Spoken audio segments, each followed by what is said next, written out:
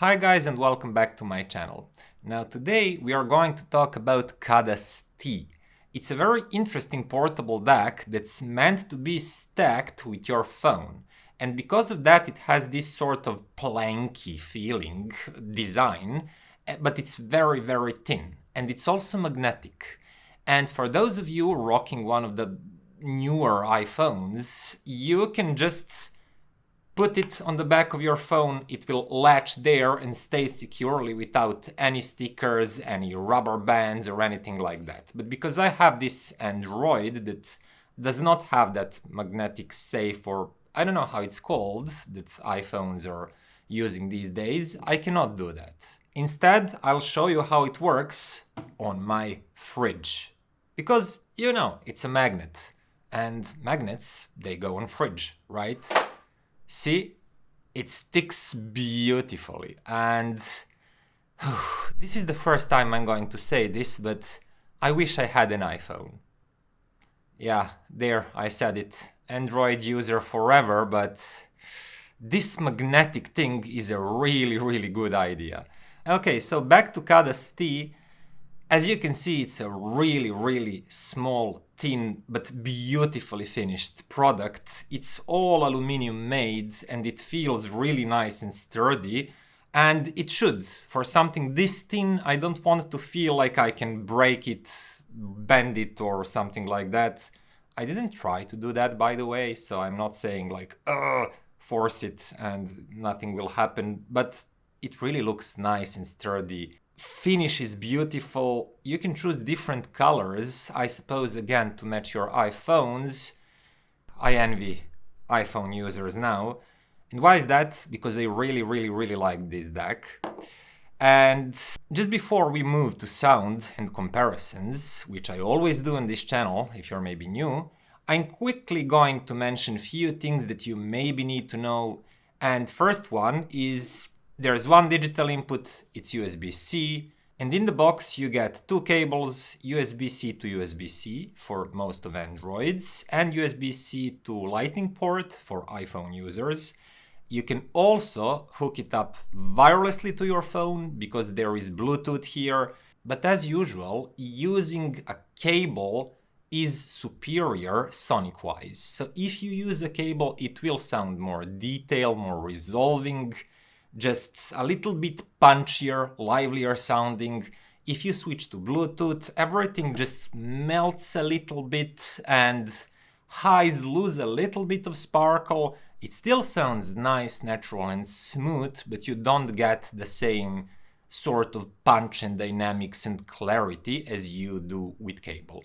And since this is a really good sounding DAC, I think it's quite pity not to experience what it can offer when connected the proper way, which is the only way, which is with cables. But yeah, if you still insist using Bluetooth for any reason, I don't know, it drains your phone battery faster, it drains your DAC battery faster, you have LDAC, aptX, HD and so on, but don't use it, cables are the way to go. And yes, as I just mentioned, it is a battery-powered DAC. So you charge it over USB with any phone charger you can find in your house, and it doesn't drain your smartphone. That said, I don't really know how long this battery can last while listening to the music exactly, because I've tested, I didn't keep track of time, I just forgot to pay attention to that detail, I'm sorry for that. But I suppose we can trust Khadas and their battery numbers, because so far Khadas has been quite honest company about things they state in their specs. So if they say something like 6 to 8 hours, I believe them. I think they're quite honest guys. Okay, minus 1 hour probably. You know, they're not saints. And finally, the heart of it is a Sabre DAC chip. I'll put it on the screen which exact model it is. And there is only one output here, it's single-ended, 3.5 millimeters. It has reasonable power, like 100 something milliwatts at its max, which lowers gradually if you attach higher and higher impedances. And I tried a lot of different headphones with it, and it has quite reasonable drive. But in my experience, it's really best suited for high sensitivity headphones, such as in-ears, and okay, you can use bigger cans, but my suggestion is to use higher sensitive ones. Just be reasonable, like don't go using $1,000 planners that demand insane current and drive, or I don't know, 600 ohms dynamic headphones that will never work as God intended with these really small, really portable, low-powered DACs, but anything that's reasonable, because this is a portable device after all, so anything that it's reasonable to carry around, but you already know that. You know what portable DACs and amps are for, and you know what huge desktop stay home cans are for and what kind of power those needs. So all that said, let's move to how this DAC actually sounds. Well, if you have already seen my Khadas Tone 2 Pro review, which you should have, this basically sounds almost exactly like that, just more portable and for your phone. So that would be it for today. See you next time. Bye guys. Okay, jokes aside, T really does sound as Khadas Tone 2 Pro. And if you remember, I said that it sounds really clean, really tidy. It separates instruments very nicely and it organizes them really nicely. But it doesn't sound sharp. It has this kind of clarity that comes from good separation and good arrangement of the soundstage and really neat and nicely controlled bass line, but it doesn't come from sharp and elevated mid-range, upper mid-range and highs. And many DACs do that. They tend to sharpen the sound a little bit and create that sharpness effect, a little bit edgy kind of sound. With this Khadas, I don't feel that's the case. It's just high resolution, but actually smooth sounding, and I would even say it's slightly mid-range centric. How is that? Because, for example, vocals and instruments and any sort of mid-range information, it's really flashed out nicely. It feels like you can hear a lot of details, but it does have body, and edges and transients, although quite fast, they have a sort of naturalness to them. And that's a pretty good trait. And I think it's especially good trait in today's market of headphones and in-ears, where most models actually have that upper mid-range, lower highs spike. They elevate that region, that's by the way called presence region, to give you the impression of higher resolution, of more details, of everything just in your face. And when a DAC does that too, and when in-ear does that too, and you join them together, you have something that might cause your ears to bleed. But that's not a case with Khadas T here, and I used it with many in-ears that have that upper mid-range spike, like SeeAudio Bravery, which I really like, and many others, and it sounded really good. They matched really good with this DAC. Because as I said, it has control, it has spaciousness, layering, a nice amount of empty space and good control over everything it's played, but not in a sharp manner and not in a sharp way. Talking about the bass line is decently deep, it has decent amount of punch and grunt. It has a little bit of warmth, but in general I would rather call it tidy and neat than I would call it warm and lush and full. So I'm not going to talk much about now we are talking about mid-range, now we are talking about highs, because I basically covered that, talking about the detailed but not sharp sounds. Nothing is elevated. I feel there's enough extension up there, there's enough air, but that's not the primary impression when you listen to this one. It's just sounding natural and smooth and not having too much of those highs. And that actually, as I said, mixes really nicely with most today's models that are a little bit emphasized in exactly that region. And this leads me to comparisons, and the first one I made is with Audirect Beam Pro 3 or something like that, which is 150 DAC. It's a small dongle, it's powered from your phone, while this one is 190 or 199, something like that. And I think price-wise they're pretty comparable, slightly different logic behind these DACs, because this one has a battery, this one doesn't. This one is a really small and nice dongle that it's just really portable. This one might be even better if you can actually stick it to the back of your phone, like iPhone users can. Damn it, Khadas, you're gonna make me buy an iPhone. So, if you can do that, this might be even better and more portable. I think it's neat and nice. But sound-wise, Khadas Tea simply sounds more authoritative because bass has more impact. It's a little bit gruntier than with Beam 3 Pro, but it's also a little bit weightier. Mid-range and highs are a little bit more clean and clear without being sharper. That's not happening.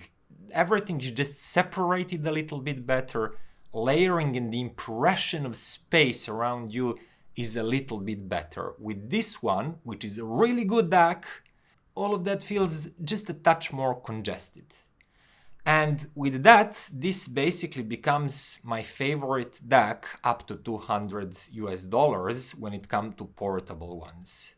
And if you wanted me to compare it to something like Hidizs DH80s, which is another really great DAC, if you remember, I told you in the review of Beam 3 Pro that this one sounds a little bit more wiry and focusing on the details and the mid-range, while Hidizs DH80s had slightly fuller bass line and slightly tamer highs. It was a little bit laid back and sweeter sounding, just warmer sounding DAC. It goes for 140, which is cheaper than both of these, and I still think it's a really good DAC, especially if you like that laid back, full, warmer kind of presentation. But overall, I feel that Khadas Tea is more accomplished device. Its bass line is as weighty and full as DH80s is, but more defined and has more focus, has a little more control. While the rest of the spectrum, mid-range and highs, do sound a little bit more prominent in a good way. They're slightly cleaner and crisper without actually being aggressive and sharp in any way. So the same goes, as I mentioned, against Beam 3 Pro. This one layers a little bit better, creates space a little bit better. Now, this is not a call for you having the DH80s to immediately change it for this, because guys, there can be more than one really good DAC on the market. There can be only one.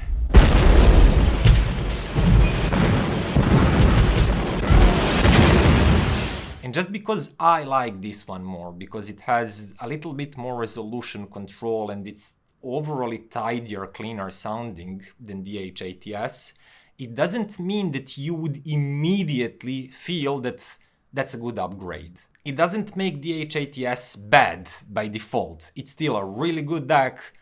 Keep it, use it, be happy with it. But if you're currently on the market for a DAC and you are ready to spend that more, because 140 and 200, for some people it's a really small difference, for some it's not.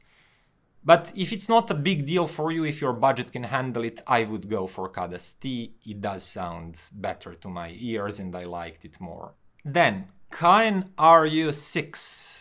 It's an R2R portable DAC that I've recently reviewed. And if you didn't watch that review, seriously, what are you doing? Go watch it now.